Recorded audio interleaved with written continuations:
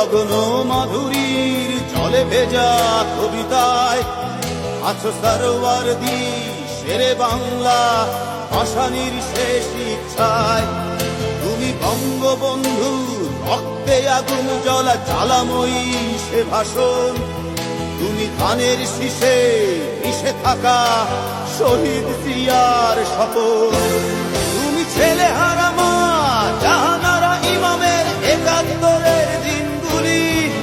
তুমি জসিমউদ্দিনের নকশি কাঁথার মাঠ মুঠো মুঠো সোনার ধুলি। তুমি 30 কিংবা তার অধিক লাখো শহীদের